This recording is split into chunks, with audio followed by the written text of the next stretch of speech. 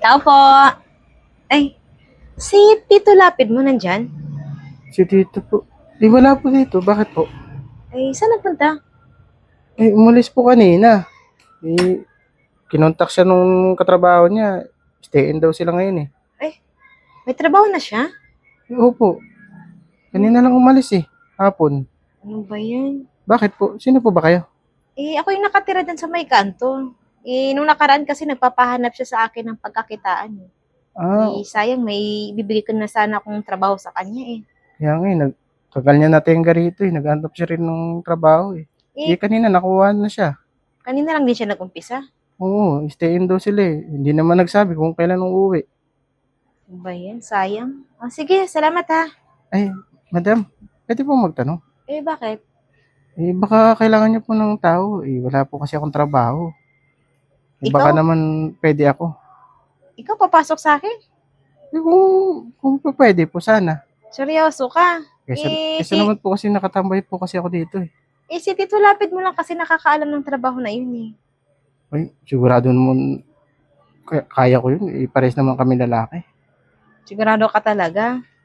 Eh, kung pwede po sana, ako na lang sana ang kunin yun. Kasi wala akong trabaho dito sa bahay niya eh. Ang gumagawa lang kasi nito, Tito Lapid mo eh. Pero kung gusto mo, pasok ka naman eh. May tsura ka naman eh. Hindi naman po sa ganun. Kung totoo sa'yo, mas pogi ka pa nga sa tito mo eh. Ay, Tsaka ganun. ano, ang kailangan ko, stay in. Mas okay po yun, madam. Kasi ganun din naman, nandito lang din naman ako sa bahay niya. Mas Sig- kailangan ko talaga ng trabaho.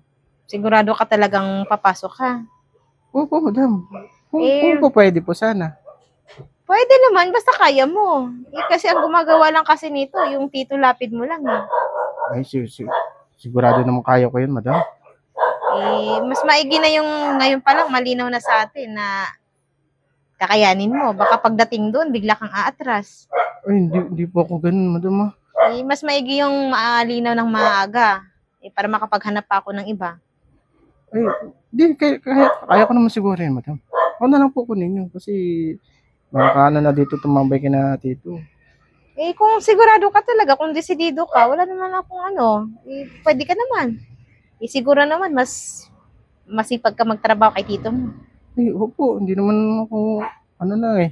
Naghahanap, total nga, sa totoo nga niya, naghahanap ako magdamag ng trabaho, wala lang ako makita. Sige, tignan natin. Sigurado kayo? Gusto mo, di ba? Basta, tayo lang nakakaalam nito, ha? Bakit naman po? Kasi ang naano nito, nang gumagawa nito, tito mo lang yung tito Lapid mo lang eh. Sige po, kailan po ba pwede magsimula? Ngayon na sana. Ngayon na? Basta malinaw sa'yo, stay in to, ha? Ngayon na agad, Pero madam? wag kang mag-alala kasi libre naman yung tubig, kuryente mo. Pagkain.